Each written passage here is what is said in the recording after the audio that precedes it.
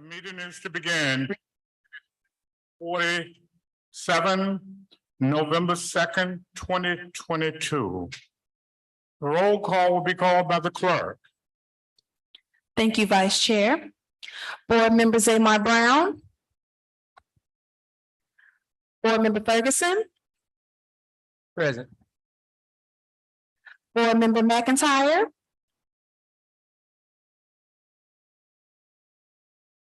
Board Member Nixon. Board Member Suarez. Present. Board Member Van Meckel. Present. Board Member Williams. Present. Vice Chair Alexander. Present. Chair Finn. Attendance confirmed.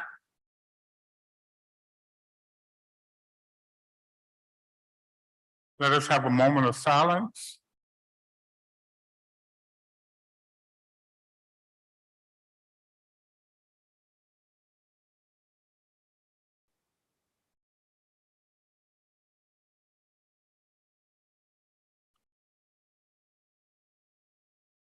Pledge of allegiance. Please stand. Pledge of allegiance To the flag of the United States of America and to the republic for which it stands, one nation, under God, indivisible, with liberty and justice for all.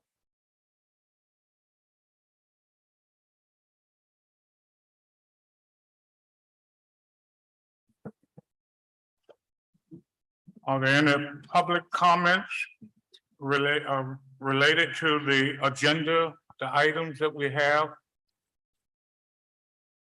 Mr. Chair, if I could just make a statement right now. My name is Gregory Gay, Director of Planning and Community Development. This is a workshop for the Historic and Environmental Preservation Board. And we're basically looking at opportunities to improve the operations of the board, look at some of the items and issues that we may be having as far as process and procedure, and hoping to have a better relationship with the historic properties overall, helping to preserve them and bringing some properties into compliance. So those are some of the things that we're seeking to achieve as a part of this process.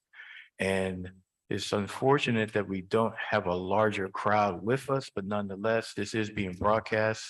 So there may be some people who live in some of the historic properties that may want to voice their opinion through multimedia or through the internet, through emails or something like that.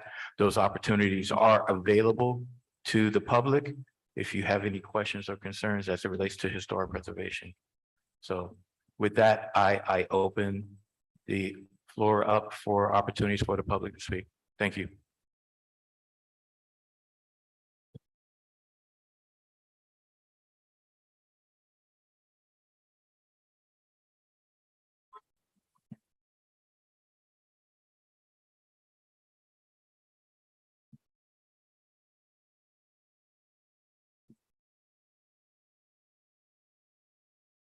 Mr. Chair, seeing that there is no one to speak for public comment, you may want to close that item out. Vice Chair, may I? For IT, are there anyone registered online that may have any comments? IT? Okay, there's no one online. Thank you. The floor is open for discussions and presentation. Mr. Chair, I would like to start off to understand this is a workshop where we're supposed to come up with how to help historic homes. So what's the number amount that we have when it comes to like helping the homeowners? Where do we stand? Because this is the whole reason why we wanted to do this workshop, right? Yes, and thank you, Board Member Suarez, for that comment. To open everything up, this is basically to develop a discussion overall, seeking opportunities to help out historic properties.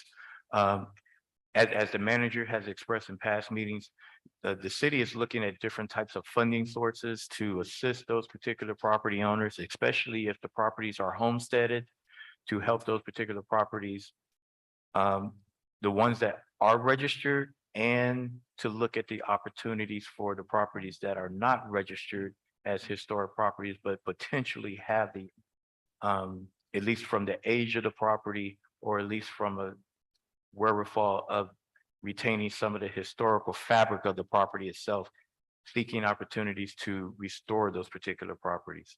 As it stands right now, through the budget cycle that we just recently approved, we were able to carve out approximately $100,000 for historic preservation to basically utilize as grant funding for those particular properties.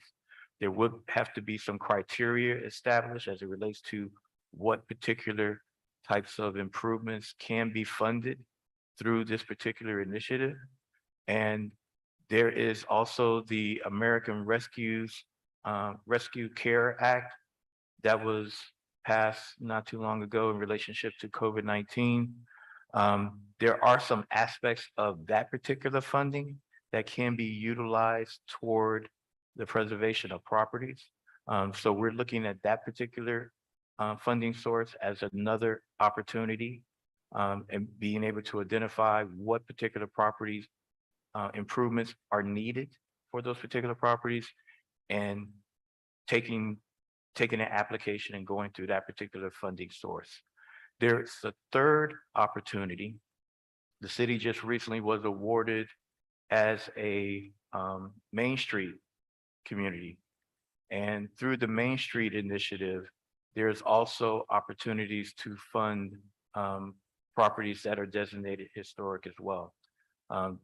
Not sure what the amount that will be allocated through that particular process, but as those information comes down to the board, we will make the board members aware of those particular funding sources being available and how to apply to those particular aspects. So those are just three that we're aware of at this time.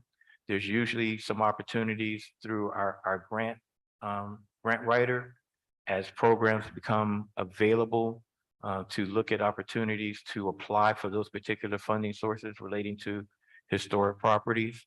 And that's something that kind of occurs throughout the entire year. So as those particular dollars are made available, most likely probably starting in January of next year, we will see how to possibly plug in those particular funds, apply for them and plug in those particular type of funds to be utilized for historic preservation as well. Just to kind of familiarize everybody, you do have a map that is on your table. Those are the map that's been provided, basically displays all of the properties that have already been designated as historic. I believe there's about 30 properties that are on that particular map. And it varies from some commercial properties to our historic city hall, which is just to the south of us, and numerous residential properties that are pretty much framework within from 27th Avenue going west to Scheherazade Boulevard when it meets Opa-locka Avenue. So those are some of the properties that we will be looking at to further assist with some historic funding, historic restoration funding for those particular properties, making sure that they go through a certificate of appropriateness process in order to meet all of the criterias and keeping us in good standings with Miami-Dade County. Since we do have our own historic preservation board, we have the opportunity to pretty much set our own standards as it relates to historic preservation, but our standards do have to be consistent with Miami-Dade County's rules and regulations as it relates to historic preservation. So those are just some of the things that we're looking at. We're looking at developing the grant program for historic homeowners to assist them with the restoration and maintenance. requesting funding through HOPWA and not HOPWA, through Opera and the other funding sources that may become available throughout the year. And one thing that we are looking at doing is pretty much setting aside some funding. We're not sure exactly how much it costs to do this, and I believe Board Member McIntyre actually put together a grant for us to look at opportunities to create markers for our historic properties so that you'll know which particular properties have been designated historic. I know that there's a few properties that had markers from some years ago. Some of the markers have fallen off. Some of the markers have been taken off by property owners over the years. So that's one thing that we're definitely looking at doing, to reestablish that marker program so that we can identify the treasures that we have, the historic treasures that we have within our community. Mr. So Chair. that's pretty much the essence of what we're looking to do. I know that there's board members that are looking at some other things and have some other ideas in relationship to funding, to projects, to programs that would assist us in not only just stabilizing those designated properties, but also increasing the number of designated properties by having some type of preservation work for those properties that have not been designated as of yet. That's my presentation. Mr. Chair, I'm still wondering how much, so we're gonna be the one to set the amount. That's the question.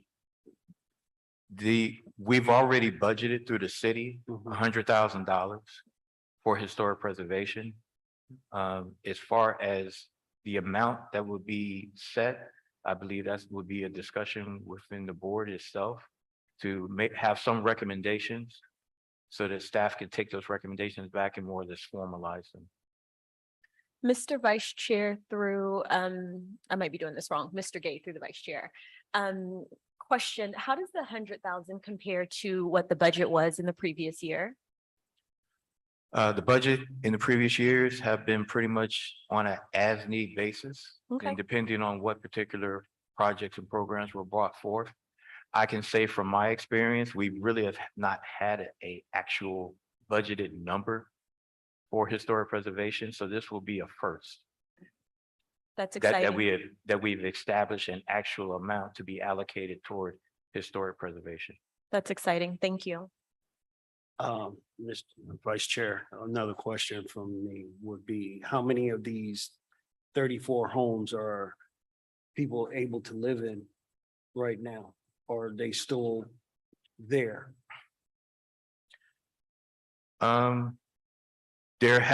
First of all, it's 34 properties. Mhm. Out of that 34 properties, there is a listing that shows exactly how many of them are residential. I'll have to find that list. I think it's about 25, 26. I am aware of at least 2 properties that are totally vacant and in disrepair. And we're actually seeking out those particular property owners as we speak and trying to see if they may be willing to donate those particular properties because they do have a significant amount of fines and citations that are associated with them because of lack of maintenance. We're looking to see if they would either donate the properties or if the city could be possibly in a position to purchase the properties and put them back out for sale to make it an affordable housing opportunity for someone wishing to live in the city in a historic property. So would that limit the amount? Okay, like you say, it's $100,000 per home. How much would that look at if we break it down to per home? Like, because we're looking at curve and peel. We're looking at windows, doors, and things like that to bring back to the original state. And knowing that hurricane windows and doors are not cheap and trying to make sure that they stay within the guidelines, the historic guidelines, how do we get to that point? It's really gonna be on an as-need basis, first come, first serve. We really can't not fund everything. And there are some properties that already have proceeded in making modifications to their properties.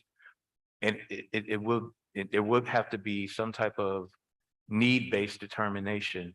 Because if the property owner is not in a position to make that particular financial transaction in order to acquire the windows, the doors, or making those particular modifications. And I can tell you from experience, because I've lived in 2 historic homes, they are not cheap. Matter of fact, in a lot of cases, having a historic home costs you more than living in a home that was built in the 70s, 80s, 90s, because of the amount of work that goes into the preservation aspect of those particular properties. The windows and doors, if they were of a particular style,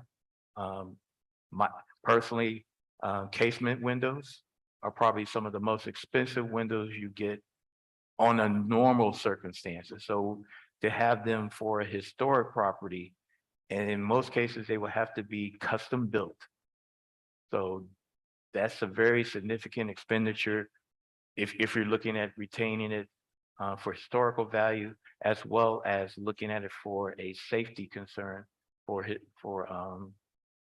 in case of hurricane requirements and things of that nature. So I really couldn't give you what that number is per property, because it will vary depending on the need. Mr. Vice Chair and Mr. Board and to the board members, I'd love to maybe throw out some ideas for us to consider, understanding that this is a workshop and we won't have everything ironed out, but it is intended, I believe, to be a bit of a team brainstorm. So I think we're all excited about the potential to offer grants to homeowners. And so one of the ideas that I have is the opportunity to provide historic preservation grants. And so it would be great if perhaps we could set aside some funds for preservation and some funds for restoration.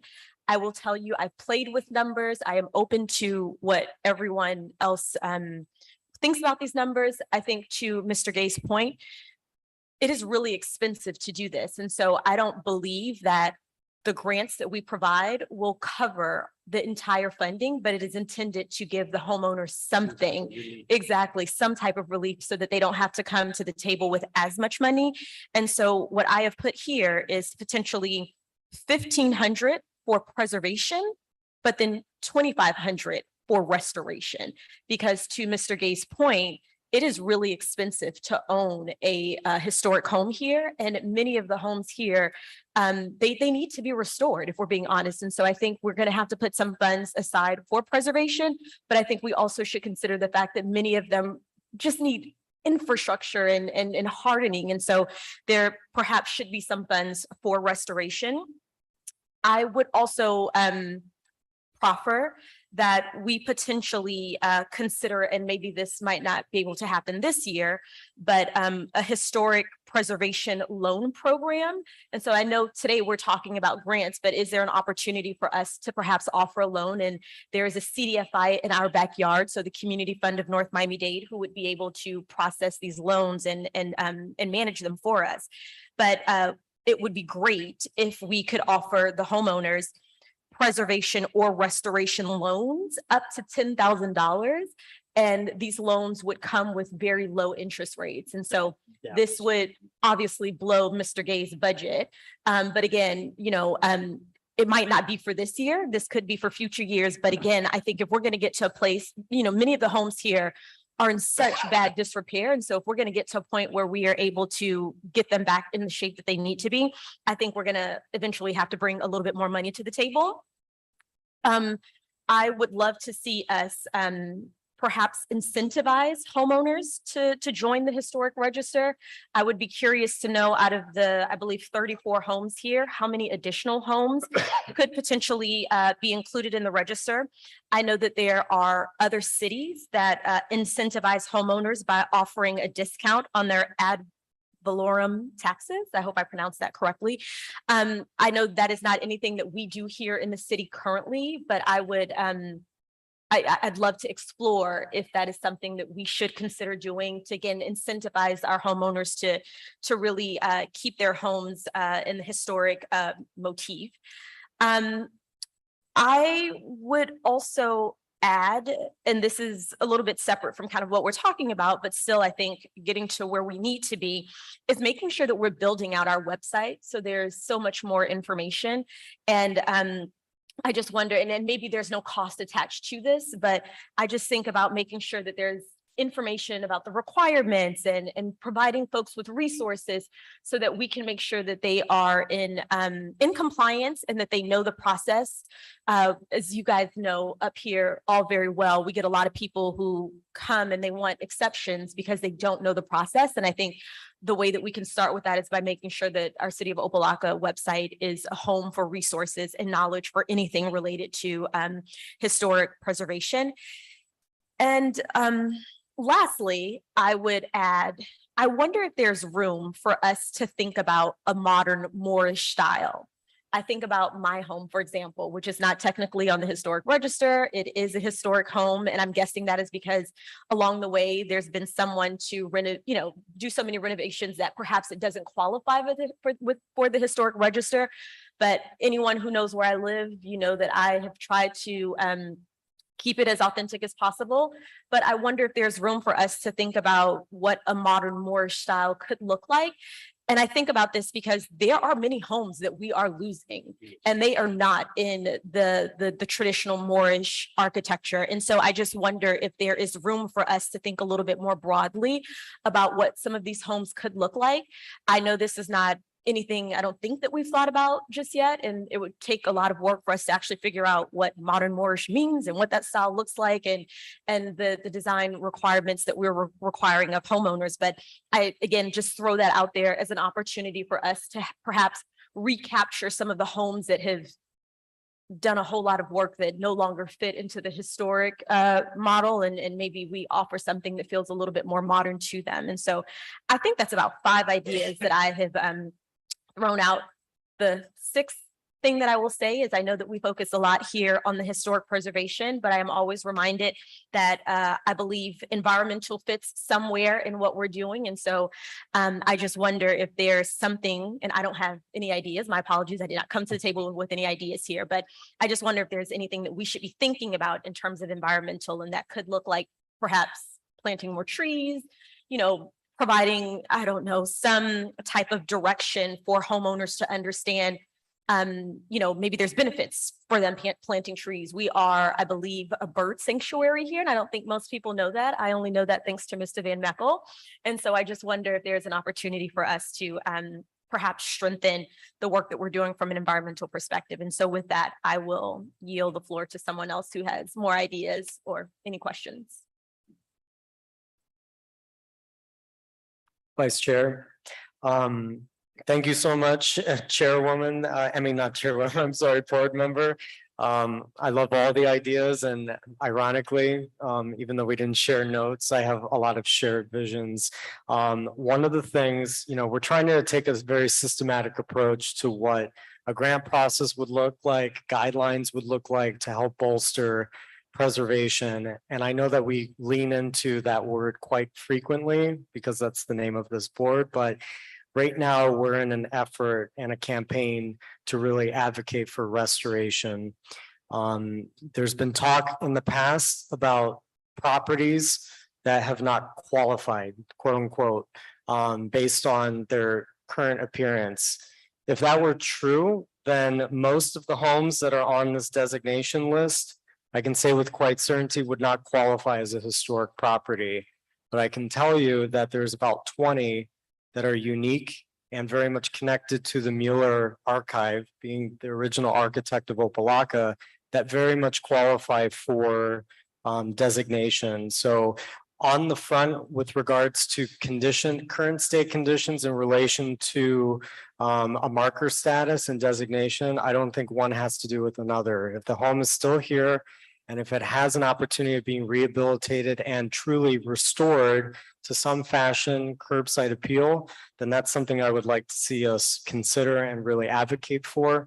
I've mentioned in past meetings, copious amounts of work had been done in the early 80s to diligently document every single historic property. Miss Williams' property was on that list, as well as many others that are not the Moorish motif that we're so familiar with. But I call out two on Perry Street, closest to 27th, that were, it's a wooden vernacular structure, two side by side, that were home to the original builders of Opa-locka, the workers that actually built the homes for the Opa-locka company.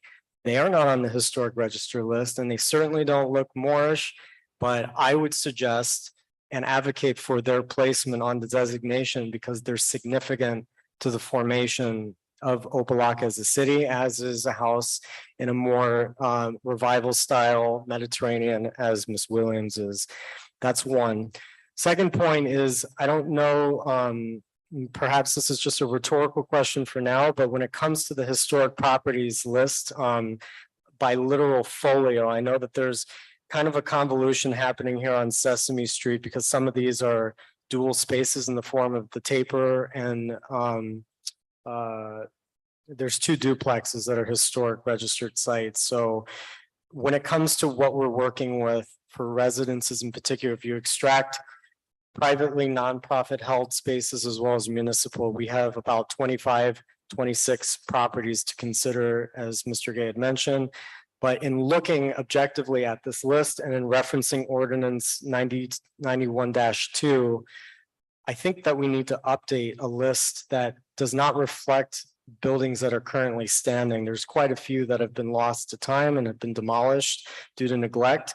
So I'd love to see us revise the historic properties list unless there's some legal reason why they still remain either as vacant properties or the reconstructed single-family, multifamily properties they've become. So that's another point in relation to addressing the historic properties list.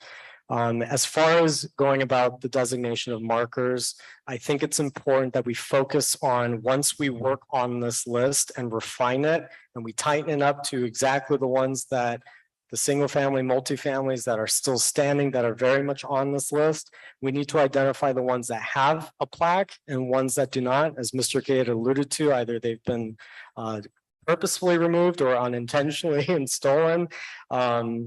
So we need to identify the properties that are deserving of markers, and perhaps a conversation of whether or not Opa-locka would like to see a new marker. Right now, for those that aren't aware, on my house in particular, on Jan, it says this property is a historic inventory. It's a historic site of the city of Opa-locka.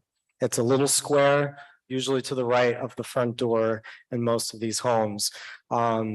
I know, for example, and I touched base with one of the chief preservationists at the city of Coral Gables, they actually have a ceramic plaque that a designer had created many years back. It's been repurposed with a new artisan, and they gift these plaques to deserving property owners and residences at a cost that's $30 to them.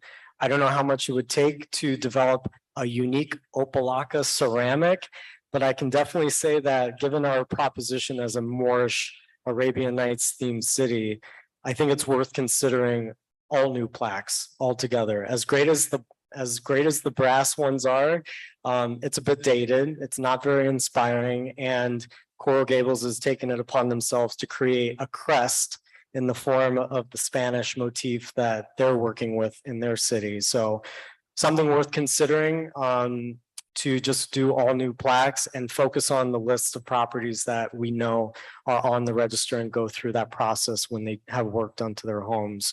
One last thing here. And then the second step to that process would be, as Mr. Gay had alluded to, and I mentioned as well, identify those properties that should have immediate designation. And that's a list that I've been working on quite regularly. I provided that list to staff Mr. Gay and his staff, that they have access to. How do I know that they're original? We have the original elevation drawings thanks to the University of Miami. It confirms their authenticity regardless of the status that they're in. Lastly, again, a rhetorical question. I do have the ordinance 91-2 here. For instance, there's one house in particular, 811 Dunat Avenue, the Tooker House. It's right in front of Sher Bundy Park. It is not reflected on this map list. As much as I love a visual, just in comparing one to another, I'm just curious to know the discrepancy. So again, I stress the importance of having a singular, unified, and most importantly, updated list that we can be working off of. And I know I said lastly, Ms. McIntyre, I know you want to chime in, but when it comes to dollar amounts for these properties and future ones, in relation to guidelines, I cannot stress this enough, whether it be through a grant from the state or a nonprofit institution. There are a couple with the Florida Trust as well as the Institute for a Museum. I'm drawing a blank on the exact name, but there are grants out there to assist with the development of a historic preservation guidelines booklet. We have in the city of Opa-locka, as evidenced by this list in front of us, a very finite amount of cultural resources that are non-renewable, which means once they're gone forever. Unlike Coral Gables, which I was told has over 1,200 registered properties, we have right now 26. And one is going year after year, it seems. So to that effect, when we talk about guidelines and the current appearance of a home like myself or others that are on this list or ones that are deserving of, we need to button up what our guidelines look like. We need to encourage and inform residents, either from the city or nonprofit angle, to deliver their original elevation drawings. Because if we're focused on curbside specifically, and we're not addressing major structural issues, we need the grants and any monies available pegged to specific additions specific to each one of these homes. Because unlike a Coral Gables that truly has a beautiful appearance to it all around, but it's very cookie cutter in the sense of the Mediterranean style that they went with. Every single home on this list, as well as any others that deserve status, are uniquely designed for Opa-locka. That was Mueller's intent, that was Curtis's intent, and we need to work to identify and inform, as well as work alongside the homeowners to tell them, these are some of the features that we're envisioning for your property. For instance, you used to have a dome above your carport, or you had spindled, a porch room that had spindled railings in the front. Those would restore, again, the unique features of what makes this city claim the highest concentration of Moorish revival architecture. Because as it currently stands and with what people have been allowed to do to their homes, either on this list or not, over the past couple decades, it is not in keeping with what preservation looks like, which is why I urge us to really gear toward an effort for restoration and specifically detail for these homes what these changes are going to be if they are to receive the monies. Because if we don't know what those changes are going to look like. So to Board Member Suarez's point, when we talk about curbside, that's the front door, batten style, wooden doors, vertical facing panels. That's what was back then. Casement windows. It is not a whole lot of money for people to come and put grids on windows that otherwise don't have them. That's an incentive to stylize the front appearance.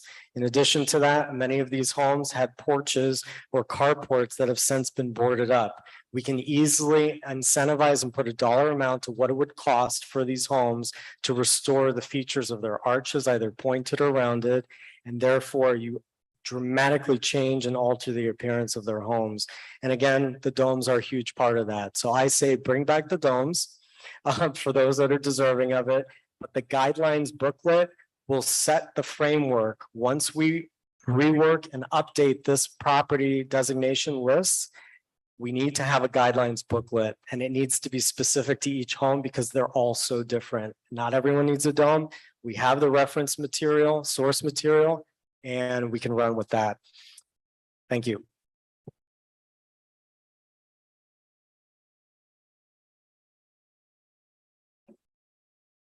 If there are any other comments, Ms. McIntyre? Yes, speaking of the marker in Coral Gables. you go up and show this to them? This is a picture of the one that's on my house. I live in a historic house, and it's the little ceramic marker that I suggested in a possible grant. Unfortunately, we missed the deadline for that grant. But what I have in mind is that seal up there, just like it is, with, instead of incorporated at the bottom, landmark. So that is already the logo for the city. And just adding landmark to that in an attractive ceramic plaque, I think would be much appreciated by homeowners and citizens alike. Cost wise, I think you could probably do it for less than $2,000. Getting a ceramicist to make a mold and then to make 30 or 40 copies. I think it could easily be done for 2,000.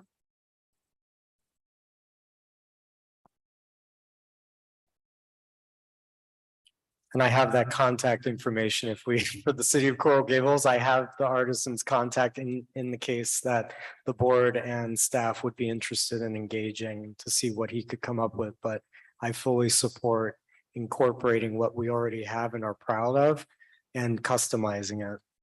When I got my plaque, I had to pay $180 for it. But these days, I think they're giving them away, so. And I would suggest that the city of Opa-locka give theirs as a badge of merit, if you wish. Incentives are going to be a very important thing in getting these buildings restored. Have you looked at tax credits and tax rebates on ad valorem taxes? That is something, through the chair, that is something that we are investigating. Each municipality has the opportunity to provide some type of a tax relief for historic properties. I'm not sure whether we have the legislation in place in order to actually effectuate that particular change. But that's something that we are looking into to see what type of reduction there would be in relationship to taxes. I know Miami-Dade County also is looking, has that type of reduction as well. That So- would be an important incentive because you could get on any improvements you make to your property. You can get that deducted from, not deducted, but not added to the value of your house for 10 years. So if you put $50,000 of value into your house, you're not going to be taxed on that for 10 years. So that's an important incentive.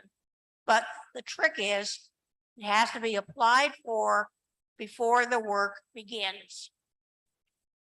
So that's why it's really important to try to get that in place as we're beginning to launch this program, because that has to be applied for in advance of construction.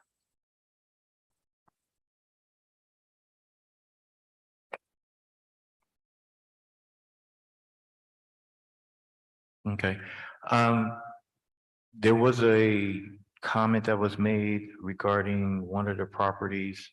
I believe board member Van Meckel mentioned 811 Dunad. I wasn't here when that whole process was done because that was done like in the 80s and 90s. Matter of fact, I think I was still in high school and college at that time. But looking at some of the criteria that was established at that time, it seems that there was a time period cutoff as it relates to when certain properties were designated. When we go to the property tax rolls for 811 Dunad, the rolls as accurate as they could be, state that the property was built in 1940. I'm not sure if that's accurate because I know for a fact that I had a property and they said it was built in 1932. And I know for a fact that when I looked on the original survey, it was from 1925. So there could be some fallacies in relationship to that. And we also, through Mr. Lee going out and looking at the property, it did have a marker on it, which means that through some way, shape, or form, it was established as a historic property. Not knowing how it got left off of the list, we're going to try and do some additional information, get some further clarification. But I think that we'll be looking at having that property added to the list. So staff is looking at already moving forward with taking action and bringing that before the board to make sure that that property is recognized as a historic property, a registered historic property.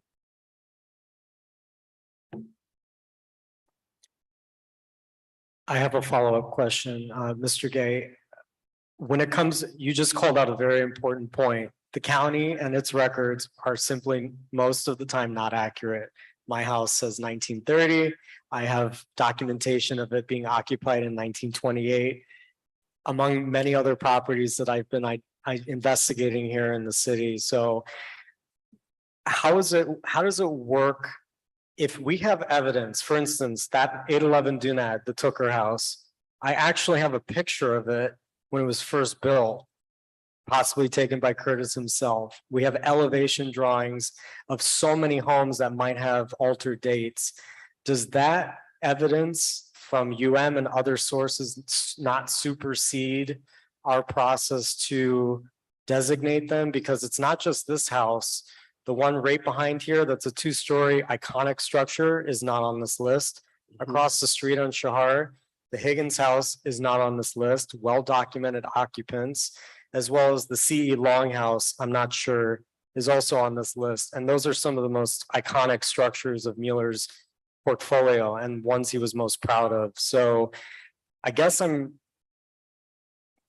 you know me well enough to know that I get stressed about this sort of thing, even though I shouldn't, but I look at one list, I see another list, I see all the archives of what we have at our disposal. How can we bridge connections, update what we have, but aggressively pursue some of the more obvious ones that are missing from here? Because I know that from the list that you shared with me some months ago, I've already given evidence of their original everything. And I'm not sure, I can't recall if the conversation with the Coral Gables contact said that they can, without the homeowner's permission, designate the property. I might be wrong in saying that, but I believe they're able to if they can substantiate the evidence to suggest it's historically significant. The board approves it and property owner has to follow suit. So I don't know if, to your point, if some of these fell off because a homeowner said, I no longer want it, or if it's not that easy, but in looking ahead to, enrolling them and enlisting them in this conversation, I don't know. I just want to be thoughtful about how to strategize that part of the step 2 that I'm considering here. Through the chair, you bring in some very unique and challenging points as it relates to historic properties, and more importantly, the property rights of the owners themselves. I'm not quite sure of all of the detailing as it relates to designation of properties if it's not initiated by the property owner, or if there may be some type of historical, either by design or a significant event took place there, or just by the nature of when the property was developed, whether that's enough information to substantiate having that designation process. I believe the property owner has to agree to it in some way, shape, or form. But that's going to require much more research on our part. to see what that particular process is.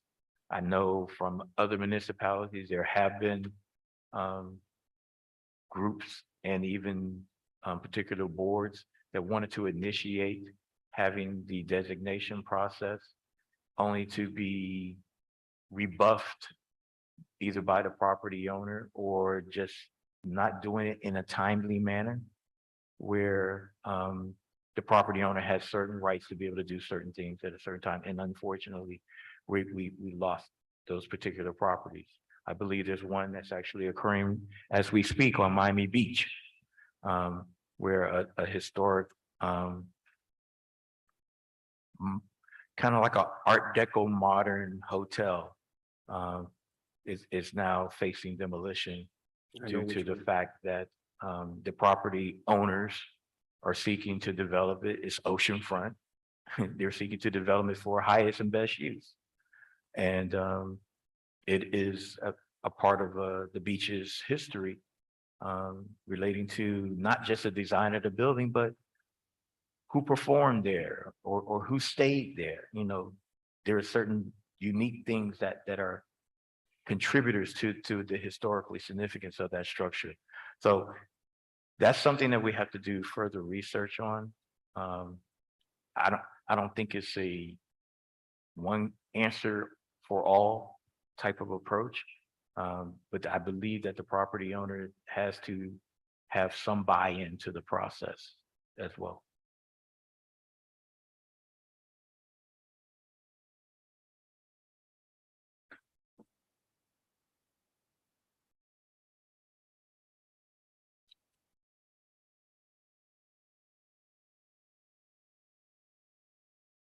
Are there any comments from the board?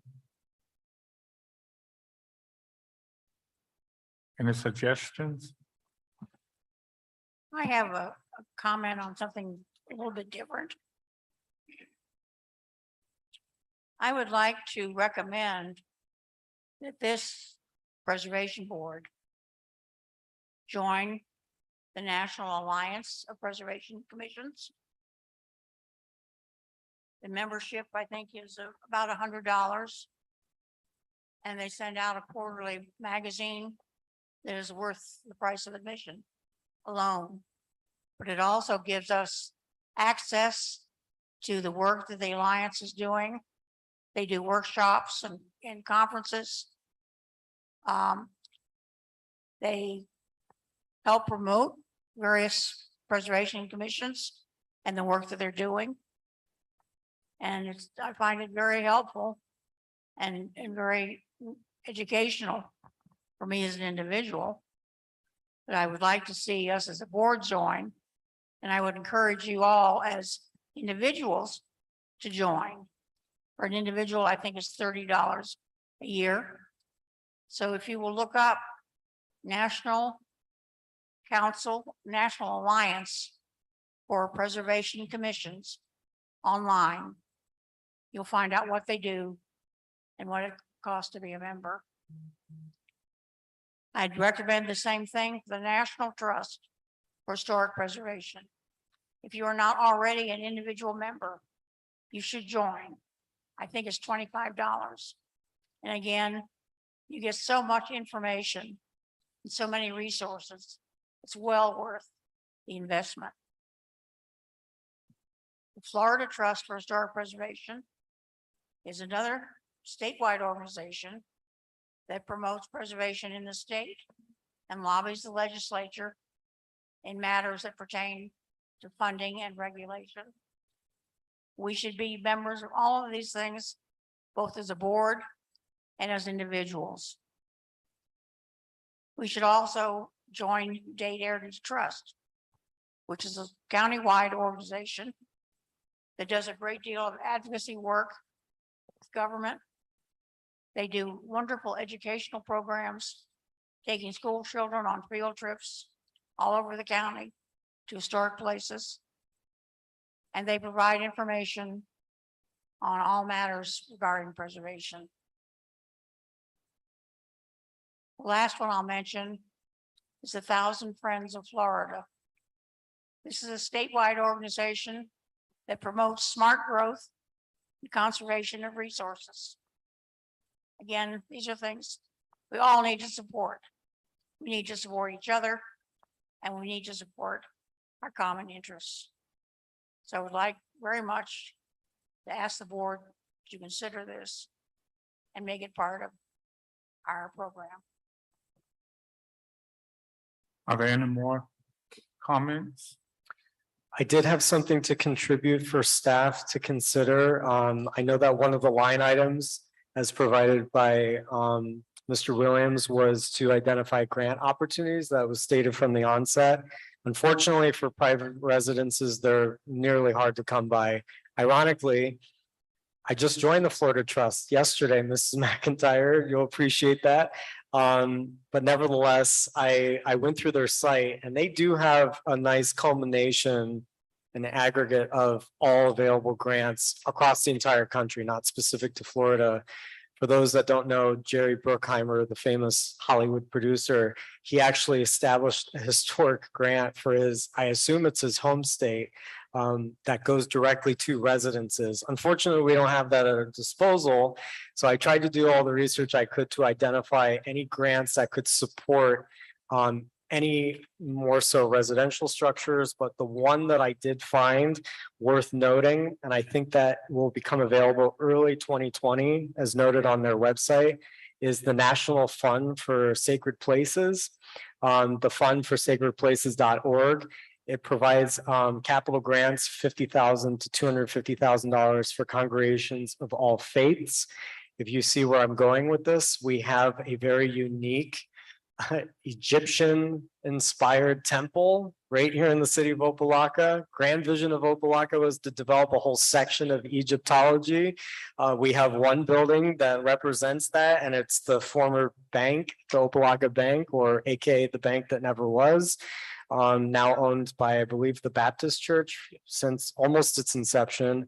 So I would encourage, and this was going to be a follow-up question I had in terms of who's responsible at the city for assisting with grant writing of some sort, but obviously this is a privately held structure that's in dire need of some amount of exterior repairs and work. That is a grant that's going to become available next year that can address our beloved Opa-locka Bank. But again, as a follow-up, just in general on next steps in addressing, updating this inventory of current historic properties, cleaning it up so it reflects what we have actually to work with today and here and now. I don't know if there's a deadline or a timeline that we can set so that we can move to the next step in terms of having discussion on markers, followed by and in tandem with the discussion of grants and dollar amounts per property. But then most importantly, the big elephant in the room being, how do we designate the obvious properties that are not on that list? I don't know how it works in terms of setting a timeline for when we could work to accomplish these things.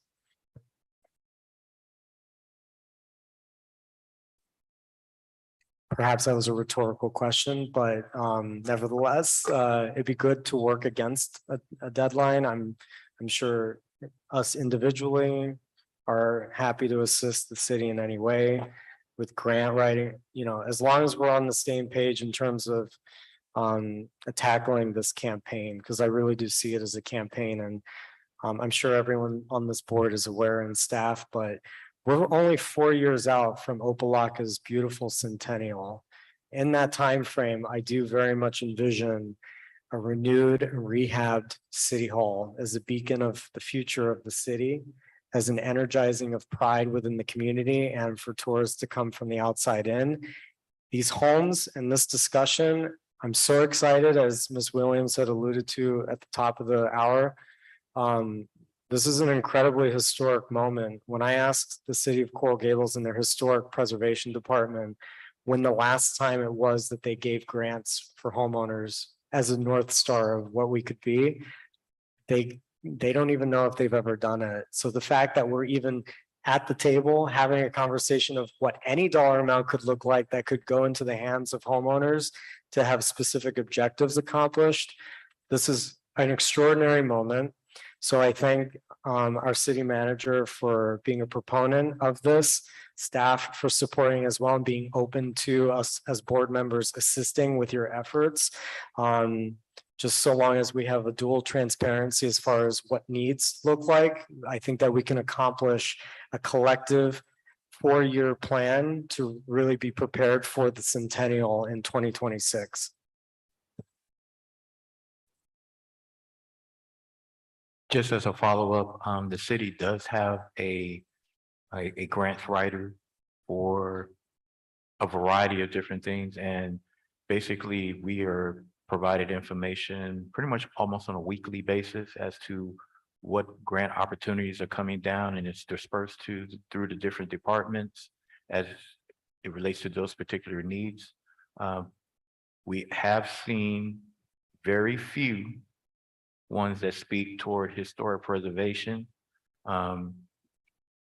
And the city has actually applied for, I believe, one or two as it relates to our historic city hall and looking at the historic fire station as well, and having some of the improvements made for that particular property. I know the city manager is here now. I believe he might have some things that he would like to express to the board. We've had some very good dialogue thus far in relationship to some of the ideals and some of the organizations that we need to seek membership as a part of in order to continue to promote the preservation of our city. So, Mr. Williams. Thank you, Mr. Gay. Darvin Williams, City Manager for the City of Opa-locka. I'd like to first thank all the members of this board for spending their time to embark on, as Mr. Van Meckel identified, a very pretty historic voyage, one that has not been blazoned by a city before, but I think the City of Opa-locka is opportune for that. One of the requests for the grants is because we do have grant writing services within the City of Opa-locka. We do not have a full-time grant writer on staff the way it worked, so we do have limited resources. All proposed grants are brought to the city manager's office. A decision is made whether we have the resources or the information available to pursue a grant. We then task that grant to our grant writer, who is managed by our budget and risk administrator, Mr. Robert Anathan, and supported by our finance director, because grants usually require some type of financial disclosures and financial information, Ms. Naima Walker. We then have the consulting grant writer provide us with updates, and that, to Mr. Gay's point, we have been successful in securing grants for historic property. We have received a grant to assist the city with the rehabilitation of historic City Hall, and we have also pursued and are close to, fingers crossed, we're in the final running for a grant for the rehabilitation of the historic fire station. So as you all are aware, this is something that, so if receiving an ongoing list from this board to the city manager's office, we will continue to pursue those grants.